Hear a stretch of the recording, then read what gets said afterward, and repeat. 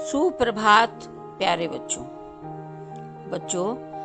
आज की ई शिक्षण कक्षा में आपका फिर से स्वागत है। आज हम अपनी पाठ्य पुस्तक संकल्पम भाग 3 के व्याकरण भाग के सप्तमः पाठः संधि प्रकरणम का अध्ययन करेंगे। संधि का अर्थ होता है मेल।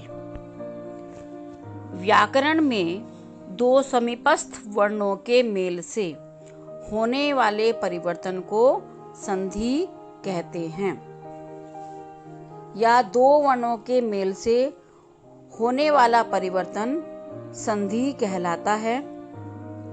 जैसे देव जमा अरि देवा रि, महा जमा इंद्रः महेंद्रः, यदि जमा अपि यद्यपि। संधि 3 प्रकार की होती है: स्वर संधि, व्यंजन संधि, विसर्ग संधि। स्वर संधि एक स्वर के साथ दूसरे स्वर के मेल से जो परिवर्तन होता है उसे स्वर संधि कहते हैं, या स्वरों के बीच होने वाली संधि स्वर संधि कहलाती है। तो सबसे पहले स्वर संधि में हम पढ़ेंगे दीर्घ संधि।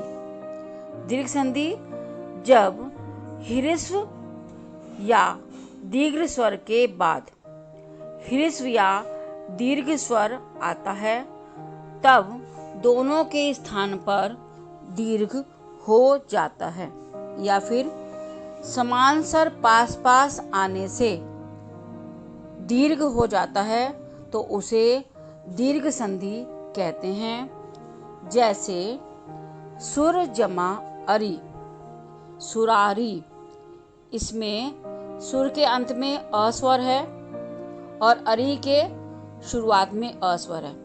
दोनों स्वर मिला के दीर्घ बन गए, यानी कि आ बन जाते हैं, बनता है सुरारी। इसी क्रम में रत्न जमा आकरः रत्नाकरः, विद्या जमा आलयः विद्यालयः, साधु जमा उपदेशः साधुपदेशः। इस प्रकार आपने देखा कि समान स्वर जो पास पास आ रहे हैं तो उनका हमारा दीर्घ बन जाता है। अब दूसरी संधि है गुण संधि।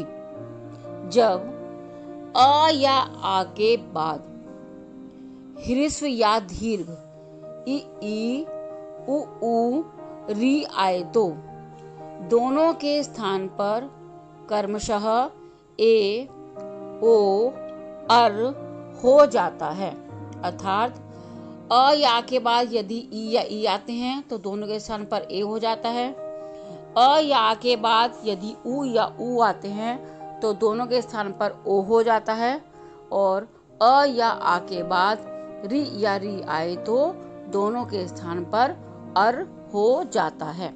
जैसे उपजमा इंद्रः उपेंद्रः, इसमें आपने देखा कि उप के अंत में अ स्वर है और इंद्र के शुरुआत में ई स्वर है, तो अ और ई मिलके ए बन जाते हैं। इस प्रकार बनता है उपेंद्रः।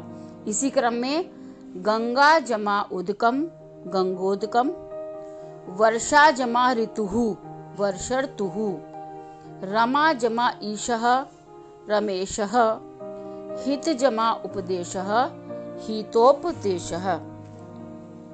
इसी प्रकार अपनी पुस्तक में दिए गए सभी उदाहरण को ध्यान से पढ़ेंगे और समझेंगे। धन्यवाद।